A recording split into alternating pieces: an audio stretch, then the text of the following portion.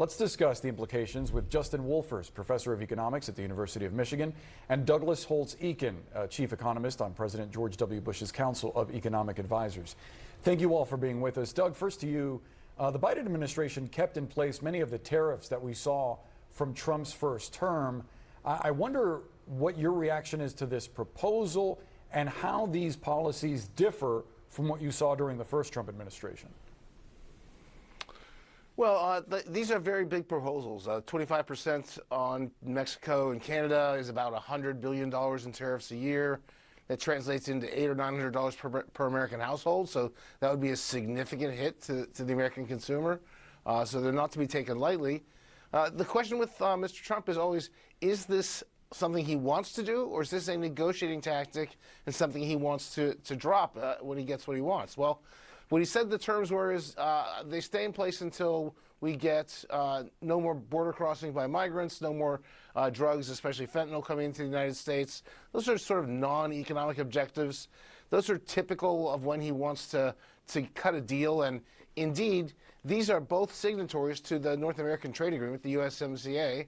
And this really sounds like him kicking off negotiations on the new version of the USMCA that was scheduled to happen next year. He's just starting it this year. So I think this looks like a negotiating tactic. That doesn't mean he won't go ahead and attempt to do this. Now, I do want to say this is different than 2017 in one very important way. The world has seen him do this already. They have seen him be in office. He has levied tariffs. They stayed in place.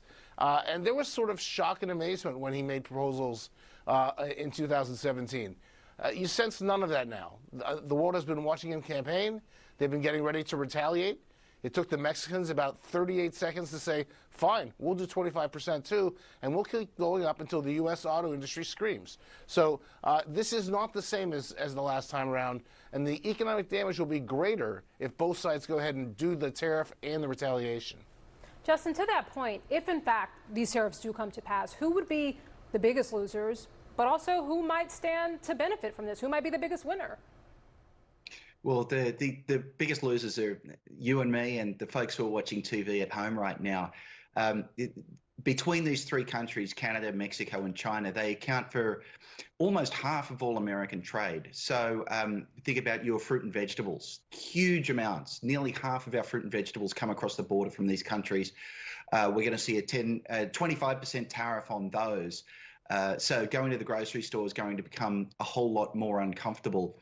I'm coming to you from just outside Detroit. We have a vibrant auto industry here, which actually straddles the Canadian border. Our supply chains are very tightly linked, where something as simple as a car seat might go back and forth across the border to and from different factories up to half a dozen times. And that's going to become very uneconomic. And you saw actually the stock prices of the big three automakers plummeted on this announcement. It's also worth noting that one auto company has a very different business model, that being Tesla, the president's very good mate, Elon Musk, and it's much less of a threat to that company.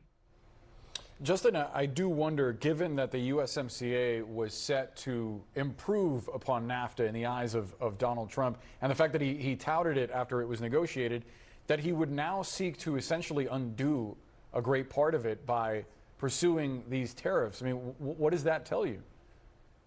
Mate, it just tells you that if you just saw me sigh, that's the sigh of an economics teacher who says, we actually understand how tariffs work. We understand the people that they hurt. Trump went to rip up NAFTA and in some sense was convinced that what he should do is just rebrand it as NAFTA paren Trump approved. That's what the USMCA really is. And now, despite the fact that it's his trade agreement that he passed with two countries, he's now ripping it up with sharp tariffs on both of those. Look, disentangling American business from Mexico and from Canada would be very bad for Mexico, very bad for Canada, and very bad for American business.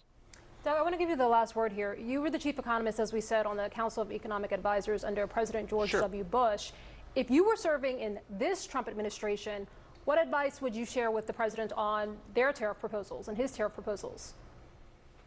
Well, I'm not going to be serving in this administration because I was in an administration that believed in lowering barriers to trade, that American workers benefited from selling our goods around the world, that we fostered allies by having trade agreements with them. And That world is gone. There is now a protectionist tilt to trade policy everywhere, not just in the United States.